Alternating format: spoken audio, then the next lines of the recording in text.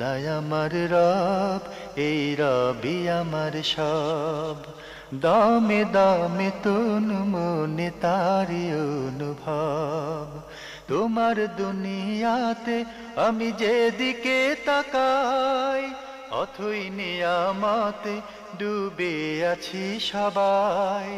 পাক পাখালির গানে শুনি তসবি কালো রব, তসবি কালো রব। আল্লাহ আমার রব, এই রবি আমার সব। আসসালামু আলাইকুম। প্রিয় দর্শক, আপনারা কেমন আছেন? সবাই ভালো থাকুন, সেটা আমাদের একান্ত কামনা। শুরু হলো আপনাদের প্রশ্ন নিয়ে আপনাদের এই প্রিয় অনুষ্ঠান আপনার জিজ্ঞাসা। আপনাদের সাথে আছি আমি জয়নুল আবেদিন আজাদ। আর আজকে আপনাদের প্রশ্নের জিজ্ঞাসার জবাব দিচ্ছেন বিশিষ্ট আলেম ডক্টর আবু বকর মোহাম্মদ জাকারিয়া। আসসালামু আলাইকুম রহমতুল্লাহি ওয়া বারাকাতুহু। প্রিয় দর্শক, চলুন তাহলে জিজ্ঞাসার জগতে। শুরুতে একটি চিঠি, এটি পাঠিয়েছেন সাজেদা খাতুন, পলাশপাড়া, চুয়াডাঙ্গা থেকে। আগের চিঠি আপনি আরও কিছু প্রশ্ন লিখেছেন। জমি বন্ধকের সিস্টেমটা কীরকম? এমন যদি হয়, একজন আমার কাছ থেকে 10,000 টাকা নিল এবং বিনিময়ে সে আমাকে 1 বিঘা জমি দিল। যতদিন সে আমাকে টাকা ফেরত দিতে পারল না, ততদিন আমি ওই জমি আবাদ করে খেলাম, তাকে কিছুই দিলাম না। তাহলে কি ঠিক হবে? আসলে এটা জায়েজ নেই। এই জন্য রাসূলুল্লাহ সাল্লাল্লাহু আলাইহি ওয়াসাল্লামের শরীয়ত মোতাবেক যেটা আমাদের কাছে আসছে সেটা হচ্ছে যে ব্যক্তি বন্ধক রাখবে তার থেকে বন্ধক রাখা জিনিসটাকে আলাদা করা যাবে না, অর্থাৎ ব্যবহার করতে পারবে। যে নিয়েছে সে ব্যবহার করতে পারবে না। জমিন নিয়েছেন আপনি ঠিকই, কি জন্য যে আমি টাকাটা যেন ফেরত দেয়, এটা একটা গ্যারান্টি পত্র মাত্র। সুতরাং এইটা ব্যবহার করা আপনার জন্য উচিত হবে না। কারণ একটি কায়দা কুল্লিয়া, একটা সাধারণ নিয়ম নীতি আছে ইসলামের শরীয়তে, সেটা হচ্ছে কুল্লু কারদিন জাররা নাফান ফাহুয়া রিবা। এমন প্রত্যেকটি করজ যার মধ্যে আপনি কোনো অতিরিক্ত কিছু পেতে আশা করেন, সেটাই সুদে পরিণত হবে। আপনি 10 টাকা দিয়ে কোনো একটা সুযোগ সুবিধা নিতে চাচ্ছেন জোর করে বা ইচ্ছা করে বা এটা শর্ত করে, সেটা সুদে পরিণত হবে। এই জন্য আমাদের উচিত এই জাতীয় জমির বন্ধক যেন না রাখি, এবং বন্ধক রাখলে আমরা যেন ব্যবহার না করি। যদি ব্যবহার করতে হয়, সেটা আপনি ভিন্ন একটা চুক্তিতে আসবেন, নতুন একটা চুক্তি হবে যে এই জমিন কি হবে এখন পড়ে থাকার চেয়ে বরং আমরা এটা আপনার একজনের পক্ষ থেকে বর্গা চাষ হতে পারে, অথবা তার সাথে লাগিত হতে পারে, ভিন্ন জিনিস। আমি আপনার জমিতে আমি চাষ করি, আধা আধি নিব, বা আমি অথবা আপনার দেব, অথবা আপনার থেকে হিসাব করে আমি কিছু টাকা কম রাখবো যাতে করে বাসে আপনার টাকাটা হালাল হয়। কিন্তু কিসের জমি ব্যবহার করতে গেলে আবার নতুন চুক্তি হতে হবে, নইলে এই জাতীয় বন্ধক আপনার জন্য জায়েজ হবে না। আরও লিখেছেন, কিছুদিন আগে একটা চ্যানেলে সাক্ষাৎকারে আমাদের দেশের জ্ঞানীগুণী একজন ব্যক্তিত্ব বললেন, মাদ্রাসার ছাত্ররা দেশের নাগরিকই নয়, কারণ তাদের জাতীয় চেতনা ও মূল্যবোধ নেই। কথাটা আমার অন্তরে আঘাত করেছে।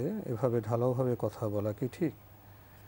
এখন আমার প্রশ্ন হচ্ছে, আপনাদের মতো অনেক আলেম ওলামা আছেন যারা কোথা থেকে পড়াশোনা করেছেন, শিকড় খুঁজতে গেলে দেখা যাবে মাদ্রাসা, সাধারণ শিক্ষা প্রতিষ্ঠান থেকে কয়জন আলেম বের হয়? আলেম ওলামা আছেন বলেই তো এখনও ইসলাম টিকে আছে। এ ধরনের কথার বিরুদ্ধে আলেমদের ভূমিকা কি থাকা উচিত? শেষে আপনি যেভাবে বলেছেন, এ ধরনের কথার বিরুদ্ধে আলেমদের ভূমিকা কি থাকা উচিত? ভাই, ভূমিকা তো মানুষ তার জ্ঞান এবং তাকওয়া অনুযায়ী নিরূপণ করবেন। আপনি একজনের কিছু কথা শুনে আপনার মধ্যে একটি প্রতিক্রিয়া সৃষ্টি হয়েছে, আপনি আহত হয়েছেন। আসলে ঢালাওভাবে শুধু মাদ্রাসার ছাত্রদের ব্যাপারে কেন, স্কুল, কলেজ, বিশ্ববিদ্যালয়ে কোনো প্রতিষ্ঠানের ছাত্র বা শিক্ষকদের বিরুদ্ধে কথা বলা যায় না। কারণ এ ধরনের কথার পিছনে সত্য থাকে না, যুক্তি থাকে না, বিবেচনাবোধ থাকে না, থাকে বিদ্বেষ। আর বিদ্বেষপ্রসূত কথা কি কখনো ঠিক হয়? অনেক সময় এইসব কথাকে করুণা করতে হয়, তাদের জন্য দোয়া করতে হয়। বিশ্ববিদ্যালয়ের ডিগ্রি নিলে, পণ্ডিত হলে কি আমরা সবসময় জ্ঞানী ব্যক্তির মতো আচরণ করি? আমাদের অনেক আচরণ কি জাহেলের মতো হয়ে যায় না? আসলে এদের জন্য আমরা দোয়া করতে পারি। কি বলবেন? যে আসলে অত্যন্ত আপনি কষ্ট পেয়েছেন, কষ্ট পাওয়ারই বিষয় যে উম্মতের মধ্যে এই যে বিভাজন তৈরি করা হচ্ছে, কেন এই বিভাজন? যারা শিক্ষিত হবে, কেউ মাদ্রাসায় পড়বে, কেউ স্কুলে পড়বে, কেউ কলেজে পড়বে, কেউ ইউনিভার্সিটিতে পড়বে, কেউ সাধারণ পড়ালেখা করবে, কেউ কওমি মাদ্রাসায় পড়বে, সবাই তো পড়ালেখা করছে। পড়ালেখার মধ্যে একজন মানুষ যদি কোনো ইউনিভার্সিটি পড়ে চোর হয়, অথচ আমি কি বলবো ইউনিভার্সিটির দোষ? একজন মানুষ যদি কোনো ইউনিভার্সিটি পড়ে যদি ডাকাতি করে, কোনো ডাক্তার যদি কোনো চাড়ালের মতো ব্যবহার করে, মানুষকে টাকা কামাই করে, মানুষের প্রতি মানবিকতার দিক থেকে না তাকা, আমি কি বলবো যে ডাক্তারি বিদ্যা খারাপ? কখনো নয়। এই জন্য যারা এই জাতীয় কথা একটি দোষ দেখে যে মাদ্রাসা শিক্ষার প্রতি তারা বিদ্বেষ দেখিয়েছেন, তারা আসলে নিজের মনের ভিতরে লালিত যে খারাপ জিনিসটাই তারা প্রকাশ করেছেন। এটা কখনো নয়। দেশের শান্তি শৃঙ্খলা রক্ষার্থে, এই দেশের শান্তি শৃঙ্খলা রক্ষার্থে, এই দেশের সমস্ত কর্ম সুন্দরভাবে পরিচালনার জন্য আমি সবাইকে অনুরোধ করব, কেউ কারো বিরুদ্ধে বিশুদ্ধার না করে প্রত্যেকে তার অবস্থান থেকে জানবেন যে আসলেই এই দেশে আপনার আলেমদের প্রয়োজন আছে। আপনার জন্ম হওয়ার পরে আলেম লেগেছে, মৃত্যুর পরেও লাগবে। এই জন্য অনেক দেখি আমরা যারা নিজেদের নাস্তিক বলে দাবি করে, মরার পরে বলে যে যেন জানাজা পড়ানো হয়। কেন আলেমের কেন দরকার হয়েছে? আপনি কবরে দিয়ে দেন এমনিতেই, আপনি আলেমের কেন দরকার হবে? আপনার আলেম লাগবেই। আলেমরা না হলে দিন থাকবে না, এটাই সত্য কথা। আপনি যা বলেছেন, এই দিনের ধারক বাহক হচ্ছে আলেমরা। রসুল্লাহ সাল্লাল্লাহু আলাইহি ওয়াসাল্লামের একটা হাদিস বলে আমি কথা শেষ করতে চাই। রসুল্লাহ সাল্লাল্লাহু আলাইহি ওয়াসাল্লাম বলেছেন, আদ-দুনিয়া মালউনুন ওয়া মালউনুন মা ফিহা। রসুল্লাহ সাল্লাল্লাহু আলাইহি ওয়াসাল্লাম বলেছেন, দুনিয়া হচ্ছে অভিশপ্ত, এর মধ্যে যা আছে তাও অভিশপ্ত। তবে আলেম মুতাআল্লিম, অর্থাৎ জ্ঞানী, দ্বীনের আলেম এবং দ্বীনের ছাত্র, এবং জিক্র, আল্লাহর জিকির, এরা এই তিনটি জিনিস ছাড়া কোনো জিনিসই এবং যেগুলি এদের অনুসরণ করবে, এই চারটা জিনিস, এরা ছাড়া কোনোটাকে রসুল্লাহ সাল্লাল্লাহু আলাইহি ওয়াসাল্লাম অবমুক্ত ঘোষণা করেনি, সবগুলিকে মালউন বলেছেন। আলেমদের যারা বিদ্বেষ পোষণ করে, তারা মূলত রসুল্লাহ সাল্লাল্লাহু আলাইহি ওয়াসাল্লাম ওয়ারাসাতকে বিদ্বেষ পোষণ করছে। রসুল্লাহ সাল্লাল্লাহু আলাইহি ওয়াসাল্লামকে যারা ঘৃণা করবে, তারা ঈমানদার নয়। আমাদের খেয়াল রাখা উচিত, আমাদের কোন দিকে চলে যাচ্ছি, আমাদের কোন কথা দ্বারা আমরা কুফরির দিকে চলে যাচ্ছি, বের হয়ে যাচ্ছি দিন থেকে। আমাদেরকে আল্লাহর সামনে জবাবদিহি করতে হবে প্রত্যেকটি কথার জন্য। এই দুনিয়ায় শেষ নয়, দুনিয়ার পর আরেকটি জীবন আছে। তাতে যদি আপনি বিশ্বাসী হয়ে থাকে কেউ, তাহলে কখনো আলেমদের বিরুদ্ধে বিশুদ্ধার করতে পারে না। এবারে প্রশ্নটি পাঠিয়েছেন মোহাম্মদ মেহেদি হাসান, নিউ ইয়র্ক, যুক্তরাষ্ট্র থেকে। আপনি প্রথমে ধন্যবাদ জানাই এনটিভি এবং এর ব্যবস্থাপনা পরিচালককে, এরপর ধন্যবাদ জানাই আপনাদের। আলহামদুলিল্লাহ, আপনাদের মাধ্যমে আমরা ইসলাম ধর্ম সম্পর্কে অনেক জানতে পারছি। আমার আসলে আজকে কোনো প্রশ্ন নেই, তবে জনাব সাইফুল্লাহ সম্পর্কে যদি জানতে পারতাম ভালো লাগতো, যেমন তিনি কোথায় পড়াশোনা করেছেন এবং এখন তিনি কি করছেন, এইসব ব্যক্তিগতভাবে ওনাকে আমি পছন্দ করি। আপনি ব্যক্তিগত কিছু বিষয় উল্লেখ করেছেন। উনি লেখাপড়া তো মদিনায় করেছেন, আপনি তো ডক্টর সাইফুল্লাহ, জি, ডক্টর সাইফুল্লাহ মদিনা ইউনিভার্সিটি থেকে পিএইচডি করেছেন। তিনি এর আগে বাংলাদেশের সরকারি মাদ্রাসা থেকে সর্বোচ্চ ডিগ্রি নিয়েছেন, কামিল পাস করেছেন, এবং মদিনা ইউনিভার্সিটি থেকে অনার্স, মাস্টার্স, এমপির পিএইচডি সবগুলো তিনি সেখানে আদায় করেছেন আলহামদুলিল্লাহ। এবং অত্যন্ত সুনামের সাথে তিনি তার কর্মকাণ্ড পরিচালনা করেছেন। দেশে এসে তিনি প্রথমে ইন্টারন্যাশনাল ইসলামিক ইউনিভার্সিটি চিটাগাংয়ের তিনি সহকারী অধ্যাপক ছিলেন। বর্তমানে তিনি বাংলাদেশের বিখ্যাত একটি ইউনিভার্সিটি, বেসরকারি ইউনিভার্সিটি, তা হচ্ছে এশিয়ান ইউনিভার্সিটি, সেখানে বর্তমানে তিনি এশিয়ান ইউনিভার্সিটি তিনি সহকারী অধ্যাপক পদে ইসলামিক স্টাডিজ বিভাগে কর্মরত আছেন। আলহামদুলিল্লাহ, তিনি দ্বীনি দাওয়াতের কাজ করছেন। আলহামদুলিল্লাহ, আপনি তার সম্পর্কে জেনে খুশি হবেন। তিনি সম্পূর্ণ দাওয়াতের কাজে তারা সারা সমস্ত সময় ব্যয় করে থাকেন। দর্শক, এবং আমাদের হাতে আরও একটি ইমেইল, এটি পাঠিয়েছেন সাইফ আলম। লিখেছেন, খিজির আলাইহিস সালাম কি এখনও বেঁচে আছেন? না থাকলে কোরআন ও হাদিসের আলোকে দলিল চাই। আল্লাহ তাআলা কোরআনে কারীম বলেছেন যে, ওয়ামা জাআলনা লিবাশারিম মিন ক্বাবলিকাল খুলদ আফাইম মিত্তা ফাহুমুল খালিদুন। যদি আমি আপনার আগে কোনো মানুষকে চিরস্থায়ী করিনি, স্থায়ী জীবন দেইনি যে চিরস্থায়ীভাবে থাকবে। এই জন্য খিদির আলাইহিস সালাতু ওয়াস সালাম তিনি যদি জীবিত থাকতেন, তাহলে মুহাম্মদ রাসূলুল্লাহ সাল্লাল্লাহু আলাইহি ওয়াসাল্লাম যখন তিনি জিহাদ করছেন, সেই জিহাদে অংশগ্রহণ করা তার জন্য ওয়াজিব হতো, কর্তব্য হতো। কারণ রাসূলুল্লাহ সাল্লাল্লাহু আলাইহি ওয়াসাল্লাম বলেছেন যে, লাউকানা মুসা হাইয়ান লামা ওয়াসা ইল্লা ইত্তিবাই। মুসা যদি জীবিত থাকতো, আমার অনুসরণ ছাড়া তার কোনো গত্যন্তর ছিল না। তো কোনো মানুষ যদি পৃথিবীর বুকে কোনো মানুষ জীবিত থাকলে, কোনো নবী জীবিত থাকলে, সেই নবী বা সে ওলি যেই হোক না কেন, রাসূলুল্লাহ সাল্লাল্লাহু আলাইহি ওয়াসাল্লামের অনুসরণ বই তার কোনো গত্যন্তর নেই। তিনি অবশ্যই রাসূলের যুগে জিহাদে অংশগ্রহণ করা তার জন্য ফরজ ছিল।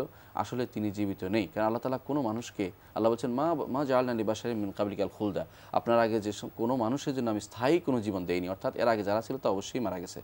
ধরে নিলাম তিনি জীবিত, কিন্তু রাসূলুল্লাহ সাল্লাল্লাহু আলাইহি ওয়াসাল্লাম এটা বলেছেন যে, আমার পরে পৃথিবীর এখন যারা আছে পৃথিবীতে, তারা 100 বছরের মধ্যে সবাই মারা যাবে। 100 বছরের মধ্যে সবাই মারা গেছে। এই জন্য কেউ যেন না বলে যে খিজির জীবিত আছে। খিজির নাম দিয়ে যারা যা বলছে সবই হচ্ছে মানুষকে প্রতারণা। এই শয়তান মানুষকে প্রতারণা করে খিজির নাম দিয়ে এসে আমি খিজির তুমি এটা করো, আমি খিজির তুমি এটা করো, যা বলছে সবই প্রতারণা। কারণ আমাদের খিজির থেকে কোনো দিন নেওয়ার কোনো সুযোগ নেই। যে ব্যক্তি মনে করবে রাসূলুল্লাহ সাল্লাল্লাহু আলাইহি ওয়াসাল্লামের দিন থেকে দিনের মধ্যে খিজির থেকে কিছু নেওয়ার সুযোগ আছে বা খিজির অনুসরণ করলে রাসূলুল্লাহ দিন অনুসরণ না করলেও চলবে, সেই ব্যক্তি দিন থেকে বেরিয়ে যাবে, কাফের হয়ে যাবে, ঈমানদার থাকবে না। প্রশ্ন আসে, তাহলে আপনি বিদেহজের সময় যে কোন আয়াত নাজিল হলো সে আয়াতে কি বলা হলো? জি, আল-ইয়াওমা আকমালতু লাকুম দীনাকুম, জি দিন পূর্ণ করে দিয়েছে। এখানে খিজিরের আর কোনো কিছু প্রয়োজন নেই।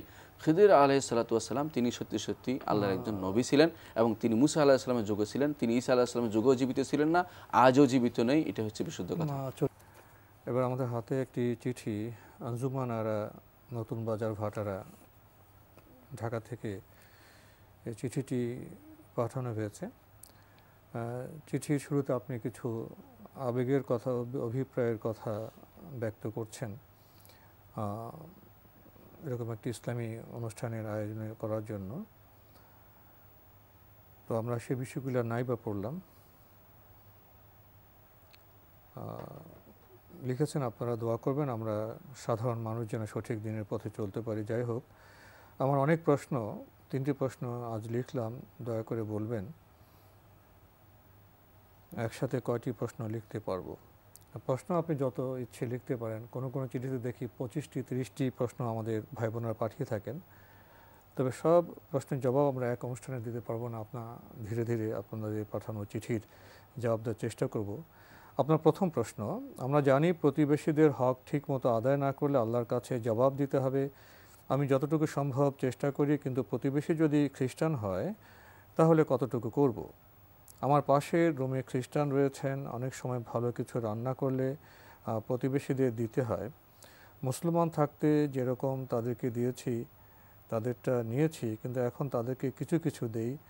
তাদের রান্না করা কোনো খাবার আমি নেই না, কারণ তারা নাপাক হলে আমাদের মতো অজু গোসল দ্বারা পাক পবিত্র হতে পারে না। তাই হঠাৎ তাদের সাথে দেখা হলে তাদের আগে আমরা কি জিজ্ঞেস করতে পারবো ভালো মন্দ এবং সালাম দিতে পারবো কি?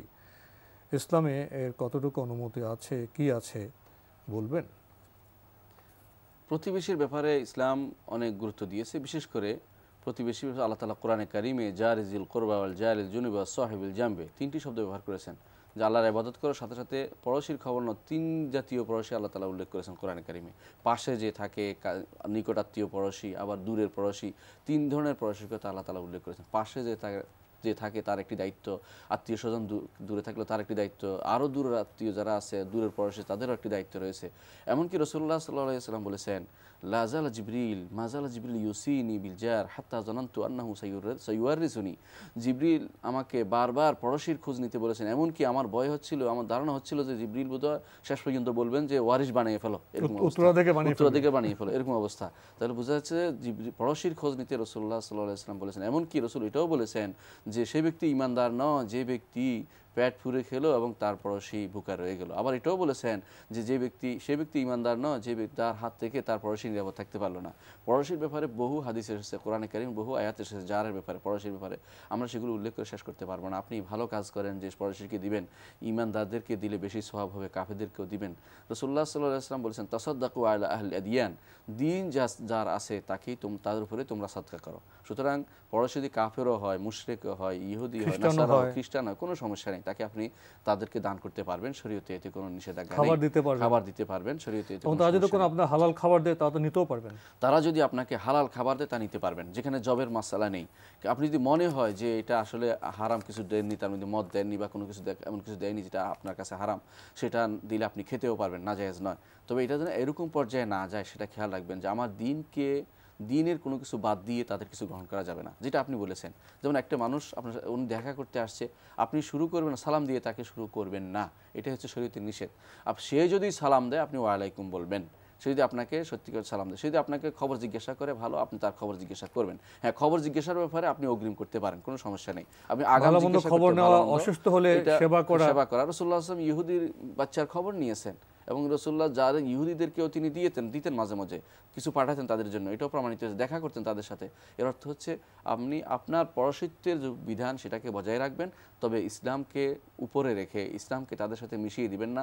পরশিত্যের সম্পর্ক রক্ষা করতে গিয়ে তাদের খানা পিনা যেটা হারাম সেটা খাবেন না, এবং তারা রক্ষা করতে গিয়ে তাদের সাথে আপনি এমন অবৈধ মেলামেশা শুরু করে দিবেন না, অর্থাৎ তাদের কোনো অনুষ্ঠানে যোগ দিবেন না, শরীয়তে যেটা নিষিদ্ধ সেসব কোনো অনুষ্ঠান, ইসলামের সীমা মেনে মানবিক দৃষ্টিকোণ থেকে আপনি অবশ্যই মানবিক দৃষ্টিকোণ দেখাশোনা করবেন। ইসলাম সবচেয়ে বেশি মানবিক কাজের গুরুত্ব মানুষকে দিয়েছে, যে মানবিক কাজ মানুষ শিক্ষা দিয়েছে ইসলাম প্রথম থেকেই, যে প্রত্যেকটি মানুষ আদম থেকে আসছে এবং প্রত্যেকটি মানুষ আদমেরই সন্তান। সেই হিসেবে মানবিক দৃষ্টিকোণ থেকে ইসলাম অনেক কিছু খেয়াল রাখতে বলেছে। তবে ইসলাম এই জিনিসটা সব আরও বেশি গুরুত্ব দিয়েছে যে যে কোনোভাবে হোক ইসলামকে অন্য ধর্মের সাথে মিশানো যাবে না। কোরআনে কারিমে আল্লাহ তাআলা বলে দিয়েছেন, ওয়ালা তালবিসুল হাক্কা বিল বাতিল, হক এবং বাতিলকে তোমরা একসাথে করে ফেলো না, যে আমি দুদিন ওদের অনুষ্ঠানে যাব, ধর্মীয় অনুষ্ঠানে, ওরা দুদিন আমার ধর্মীয় অনুষ্ঠান আসবে না, এরকম করা যাবে না, মিশ্রণ চলবে না। জি, প্রত্যেকে তার সীমার মধ্যে থেকে তাকে আপনি খেয়াল রাখবেন। আপনি আরও লিখেছেন, আমার 2 মেয়ে, একজনের নাম হলো মারিয়া, দ্বিতীয় মেয়ের নাম মাইশা।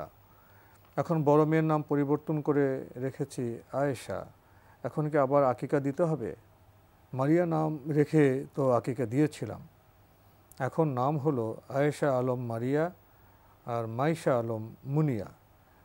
এই 4টি নামের অর্থ কি দয়া করে বলবেন? মারিয়াম একটি ভালো নাম, আমাদের ইসলামিক নাম, এই জন্য মারিয়াম নাম রাখা দোষের ছিল না। এটা মারিয়া সংক্ষেপ করা হয়, এটা কোনো দোষের কিছু নয়। মারিয়াম একই অর্থের, তো এই জন্য মারিয়াম কোনো দোষের কিছু ছিল না। সৌন্দর্য নাম, অর্থ সৌন্দর্যের, তো এটা কোনো দোষের ছিল না। আপনি বদলিয়েছেন, এতে কোনো সমস্যা নেই। এটা মারিয়াম আবার আকিকা দিতে হবে। আর দ্বিতীয় প্রশ্ন হচ্ছে মাইশা অর্থ হলো জীবন যাপন করা, দ্বিতীয় মেয়ের নাম, এটাও খারাপ নয়। তো আপনার নামের ক্ষেত্রে নাম আমাদের ধারণা হয়েছে যেটা, যে কোনো সময় নাম পরিবর্তন করলে আরেকটা আকিকা করতে হবে, এটা কিন্তু ঠিক না ভাই। কারণ আকিকা তো নামের উপর দেওয়া হয় না, আকিকা তো ব্যক্তির উপর দেওয়া হয়। আকিকা হচ্ছে ব্যক্তি, আকিকা হ্যাঁ 7 দিনে নাম রাখা সুন্নাত, 7 দিন আগেও রাখতে পারে। রাসূলুল্লাহ সাল্লাল্লাহু আলাইহি ওয়াসাল্লাম বলেছেন যে আমার সন্তান হয়েছে, আমি তার নাম রাখলাম ইব্রাহিম। গত রাত্রে আমার একটি সন্তান হয়েছে, তো নাম তো আগেও রেখে দিয়েছেন, তারপরে আকিকা দিয়েছেন পরে, আগে নাম রাখাও জায়েজ, শুধু 7 দিনে নাম রাখা জায়েজ তা না, আগেও নাম রাখতে পারেন। আকিকা পরে হতে পারে, 7 দিন হওয়া সুন্নাত, সেটা নিয়ম অনুসারে করতে পারেন, কিন্তু নাম আগেও রাখতে পারেন। সুতরাং নামের সাথে আকিকাটা বাধ্যতামূলক করে নেবেন না। আকিকা একবার দিয়েছেন, আলহামদুলিল্লাহ আদায় হয়ে গেছে, এখন নাম আপনি এটা পছন্দ হয়নি আরেকটা দিচ্ছেন, আরেকটা পছন্দ হচ্ছে, করতেই পারেন, কোনো সমস্যা নেই, এতে কোনো শরীয়তের বাধা নেই। বারবার নাম পরিবর্তনের কি প্রয়োজন আছে? না, আসলে অযথা নাম পরিবর্তন না করে, হ্যাঁ কোনো খারাপ হলে পরিবর্তন করবেন। রাসূলুল্লাহ সাল্লাল্লাহু আলাইহি ওয়াসাল্লাম কোনো দুই ধরনের নাম পরিবর্তন করেছেন। এক ধরনের নাম খারাপ বোঝা যায়, যেমন মোররা, তিতা, এই জাতীয় অর্থগুলো পরিবর্তন করেছেন। আবার কখনো যেটাতে বাররা, বেশি নেককার, এরকম নাম রাখতে রাসূল নিষেধ করেছেন। অনেকে নিজের নাম রাখে তাকওয়া, এই জাতীয় নামগুলি আমরা না রাখা উচিত, কারণ এগুলো বোঝা যায় সে পরেজগার মতো, যেটাতে নিজের আত্মপ্রশংসা এসে যায়, সে জাতীয় নামগুলি না রাখি। আবার যেগুলোতে নিজের খুব খারাপ অবস্থায় পরিণত, সেটাও নাম রাখতে রাসূল নিষেধ করেছেন। অনেকের নাম তিনি পরিবর্তন করেছেন, সেই হিসাবে পরিবর্তন করা যায়, কিন্তু বিনা কারণে শুধু একটা অর্থ ঠিক আছে তারপর আবার পরিবর্তন করবেন, এটা যেন না হয়। তো আজকে আমাদের এখানে শেষ করতে হচ্ছে, আপনাকে অনেক ধন্যবাদ। জাযাকাল্লাহু খায়রান, বারাকাল্লাহু ফিকুম। প্রিয় দর্শক, আজকের শেষের প্রশ্নে নামের বিষয়ে এসেছে, আমরা সুন্দর অর্থবহ নাম রাখবো ইনশাআল্লাহ, এবং সেই সুন্দর নামের যে অর্থ সেটা আমাদের সন্তানের জীবনে প্রভাব ফেলুক, সে সুন্দর নামকে তারা ধারণ করতে পারুক, সে যোগ্যতা অর্জন করুক, সে দায়িত্ব কার? পরিবারের, পিতামাতার, অভিভাবকের। আমরা কি বর্তমান সময়ে সন্তানদের জন্য যেভাবে সুন্দর নাম রাখতে আগ্রহী, সেভাবে কি আমরা তাদের গড়ে তুলতে পারছি? আমাদের কজনের ঘরে শিশুদের কোরআন শেখানোর ব্যবস্থা আছে? আমাদের কয়টি শিক্ষা প্রতিষ্ঠানে আল্লাহর বাণীর প্রচার হয়, কোরআন শিক্ষার ব্যবস্থা আছে? এসব ক্ষেত্রে বোধহয় আমাদের পরিবারের এবং সমাজের শিক্ষা ব্যবস্থায় বোধহয় আত্মসমালোচনার প্রয়োজন রয়েছে।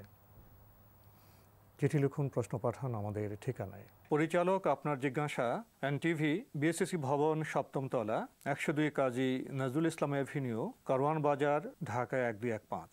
আপনারা ইমেলও করতে পারেন। আমাদের ইমেল অ্যাড্রেস আপনার জিজ্ঞাসা @ntvbd.com। প্রিয় দর্শক, আপনারা আমাদের এই অনুষ্ঠানে এনটিভি অনলাইনেও দেখতে পারবেন, ভিজিট করুন www.ntvbd.com। দর্শক, আপনারা সবাই নিরাপদে থাকুন শান্তিতে। আসসালামু আলাইকুম। আল্লাহ আমার রব, এই রবি আমার সব, দামে দামে তন মনে তারি অনুভব। তোমার দুনিয়াতে আমি যেদিকে তাকাই, অথই নিয়ামতে ডুবে আছি সবাই।